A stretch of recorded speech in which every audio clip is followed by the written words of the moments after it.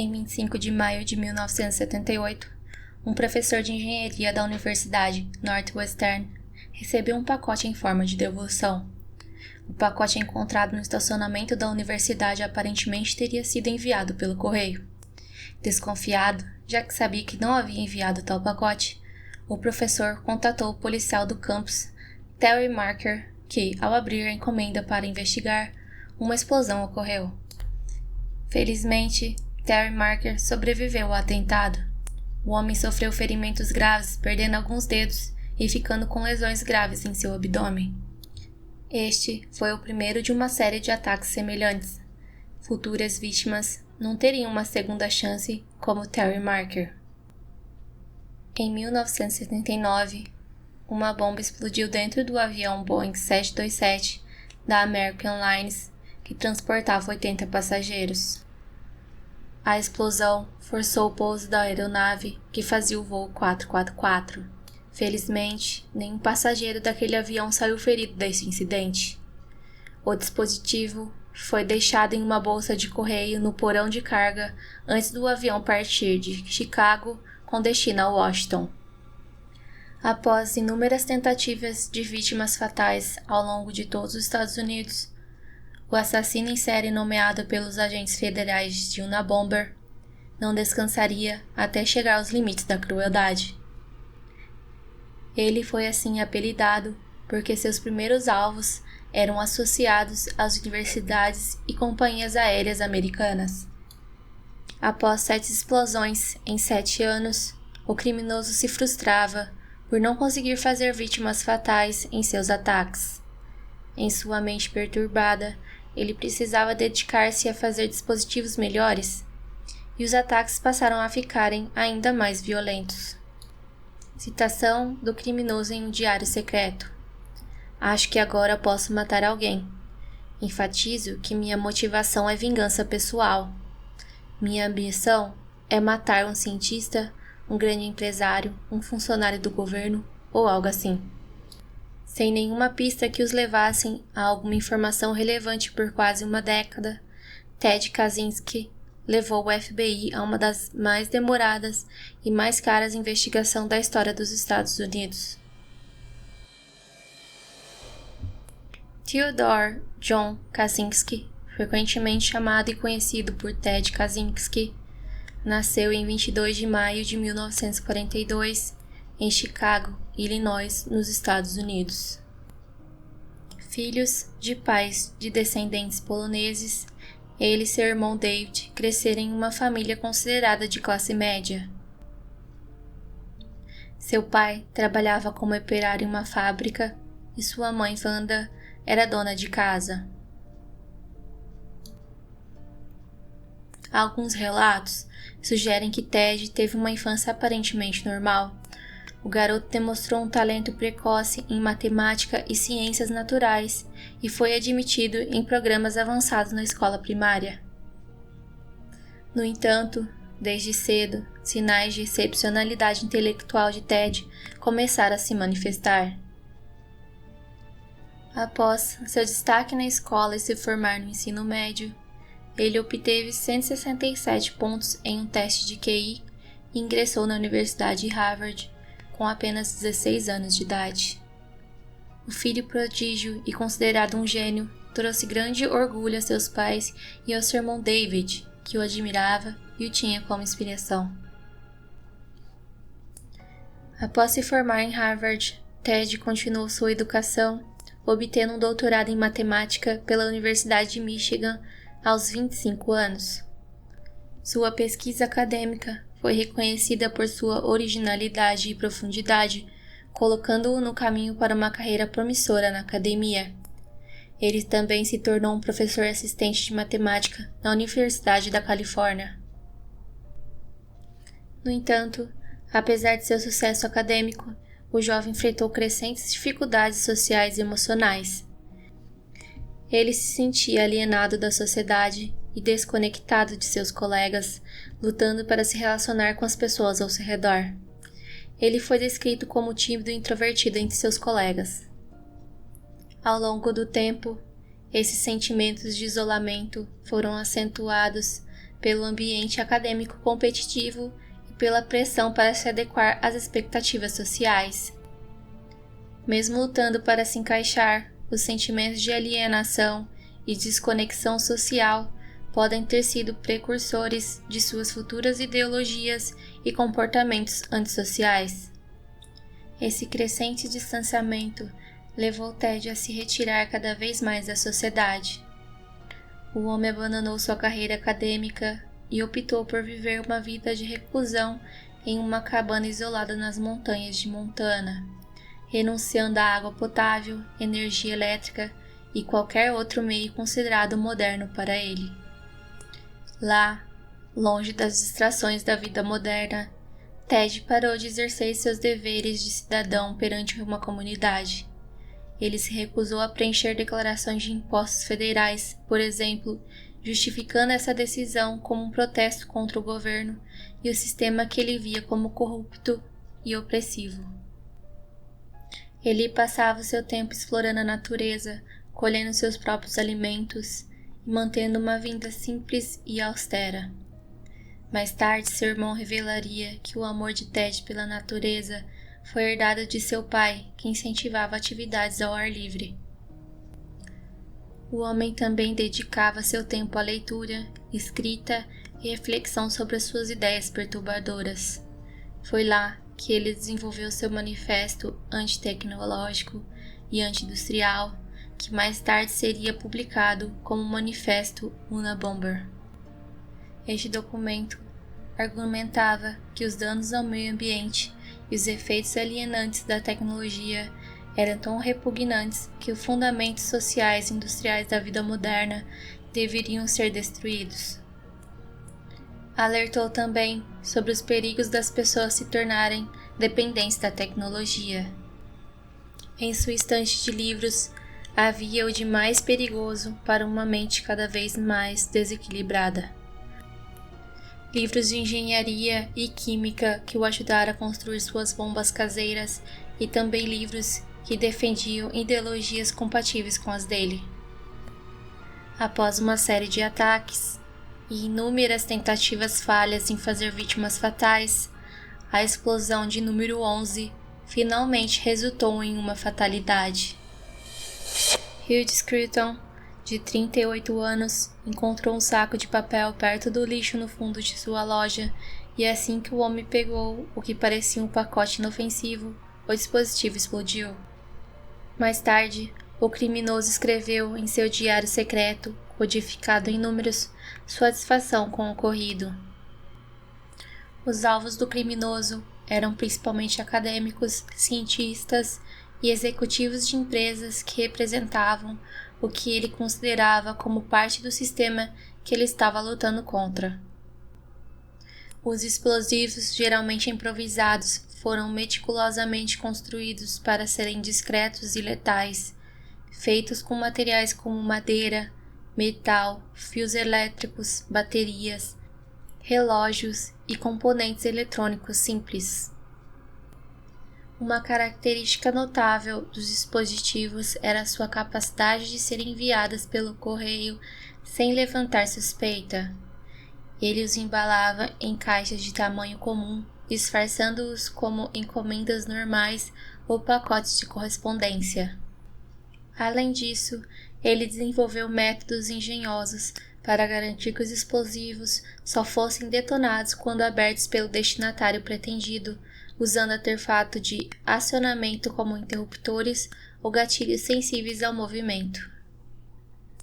Dado início às investigações, as autoridades começaram a relacionar seus ataques pelo fato das iniciais FC terem sido gravadas em seus dispositivos ou pintadas com spray perto dos locais das explosões. A sociedade, que agora ele tanto odiava, se encontrava em caos e desespero.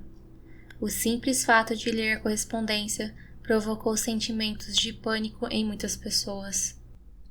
Os ataques aconteciam de 1 a 4 vezes por ano até 1987, quando o criminoso deixou um objeto em uma loja de informática em Salt Lake City. Uma mulher que trabalhava naquela loja lembrou-se de ter feito contato visual com o homem que havia deixado o pacote, que mais tarde explodiu nas mãos de seu chefe, Gary Wright. Embora com sérios ferimentos e precisando passar por cirurgias, Gary sobreviveu ao ataque. Foi a primeira vez em anos que o suspeito foi visto em ação por uma testemunha. Logo em seguida, foi divulgado um esboço de um suspeito com bigode, usando óculos escuros e um moletom com capuz. No entanto, o retrato falado não levaria as autoridades a lugar algum. 6 anos se passaram sem incidentes. Parecia que a paz e tranquilidade havia retornado. Mas, em junho de 1993, os ataques voltaram a acontecer 2 vezes na mesma semana. As explosões de número 13 e 14 foram direcionadas a 2 grandes pesquisadores, que, embora feridos, felizmente não morreram com as explosões. A possibilidade de um monstro estar de volta assombrou as vidas dos cidadãos de todo o país novamente. As investigações continuavam seguindo sem sucesso e envolviam mais de 150 agentes, o que se transformou na maior busca da história do FBI. Meticuloso em tudo que fazia, o criminoso apagava todos seus rastros com o uso de luvas e até mesmo implantava provas falsas de DNA nos seus explosivos. Mas Ted viria a cometer o que parecia ser o seu primeiro erro. Ele enviou uma carta curta ao jornal New York Times e, embora datilografada, na carta encontraram uma marca de escrita semelhante a impressões que são criadas quando escrevemos em uma superfície com um papel embaixo. Nessa impressão estava escrito: ligue para Nathan R., quarta-feira, dia 19. Os agentes investigaram milhares de pessoas com o mesmo nome, porém, não conseguiram encontrar nenhum relacionado aos crimes. No final, o que se concluiu dessa pista foi que o criminoso brincava com as autoridades. No ano de 1994, um homem recebeu um pacote pelo correio. O que seria a explosão de número 15 levou Thomas Mosser a óbito instantaneamente. Thomas, de 50 anos, abriu o pacote perto da sua esposa e sua filha, que não se feriram, mas o homem veio a se tornar a segunda vítima fatal dessa série de atentados. Mais uma vez em seu diário, o criminoso escreveu: total satisfação com o resultado. Finalmente, em abril de 1995, o grande avanço na caçada ao criminoso veio quando Ted voltou a enviar cartas ao New York Times. Ele reivindicou o crédito pela morte de Thomas Mosser e fez uma oferta incomum. Prometeu parar seus ataques se o seu manifesto de 35.000 palavras, intitulado Industrial Society and Its Future, traduzindo como Sociedade Industrial e seu Futuro, fosse publicado pelos principais jornais dos Estados Unidos. O ativista radical também resolveu revelar sua identidade, escrevendo em nome do grupo FC, que explicou significar Freedom Club. O pedido desencadeou uma série de discussões sobre a publicação do manifesto, o que mais tarde acabou acontecendo. O terror proporcionado pelo criminoso ainda estava longe de acabar. Em 24 de abril de 1995, Gilbert Murray, presidente da Associação Florestal da Califórnia, veio a ser sua terceira fatalidade. A bomba foi tão arrasadora que a família não teve que enterrar além de seus pés. No mês seguinte, Ted envia uma carta aos jornais ameaçando a explodir um avião em Los Angeles, Califórnia. A ameaça foi confirmada como real. No final, há um aparente insucesso em seguir com seus planos, a situação no Aeroporto Internacional de Los Angeles voltou ao normal. Em setembro de 1995, o jornal The Washington Post concordaram em publicar o manifesto com a condição de que o criminoso também fornecesse uma amostra de sua escrita para comparar com as cartas e documentos anteriores. Essa estratégia, juntamente com a análise linguística, ajudou o FBI a identificar semelhanças nas comunicações do Unabomber e de um de seus parentes. Linda Patrick estava de férias e comentou com seu marido que o manifesto publicado a lembrava de seu excêntrico cunhado solitário. O marido de Linda era David Kaczynski, que ao ler o manifesto online, disse que a linguagem lembrava as cartas que seu irmão havia escrito. Ainda em negação, David encontrou na casa de sua mãe um pequeno manifesto escrito por seu irmão, contendo 23 páginas. À medida que ele mergulhava naquelas palavras, percebeu que aquele era o resumo do manifesto que fora publicado nos jornais. Agora, sem hesitação, David procurou as autoridades. Isso resultou em um mandado de busca para a cabana de Ted, onde ele foi preso em 3 de abril de 1996, após 17 anos de terror. A prisão de Ted marcou o fim de uma das caçadas mais longas e complicadas de um criminoso na história do FBI. A investigação exigiu uma combinação de métodos forenses, análise de linguagem, trabalho de inteligência e colaboração com a mídia para finalmente capturá-lo. Acusado de tirar a vida de 3 pessoas e ferir outras 23, seus advogados optaram por uma estratégia de defesa focada na sua saúde mental. Eles argumentaram que Ted sofria de distúrbios mentais, incluindo esquizofrenia e paranoia, que afetavam sua capacidade de distinguir entre o certo e o errado. Os psicólogos envolvidos no julgamento consideraram seus escritos no manifesto como uma evidência de esquizofrenia. Embora Ted tenha admitido ser Unabomber e ter cometido os ataques, sua defesa procurou atenuar sua responsabilidade legal e apresentaram evidências de seu histórico médico e psicológico, incluindo seu isolamento social e comportamentos peculiares, como prova de sua degradação mental. Ted se rebelou e tentou representar a ele mesmo no tribunal, arriscando a ser condenado à pena capital, e os advogados novamente disseram que isso era mais uma prova de sua insanidade. Apesar dos argumentos de sua defesa, o homem se recusou a aceitar um acordo de culpado por insanidade. Optou então por se declarar culpado perante o tribunal. Embora ele tenha reconhecido todos os seus crimes, ele não expressou remorso pelas vítimas de seus ataques. O tribunal acabou considerando Ted mentalmente competente para enfrentar julgamento, e ele foi condenado à prisão perpétua sem possibilidade de liberdade condicional em 1998. A recusa do criminoso em se declarar inocente ou buscar uma defesa convencional foi amplamente vista como uma manifestação de sua determinação em defender suas crenças e ideologias, mesmo que isso resultasse em uma sentença de prisão perpétua.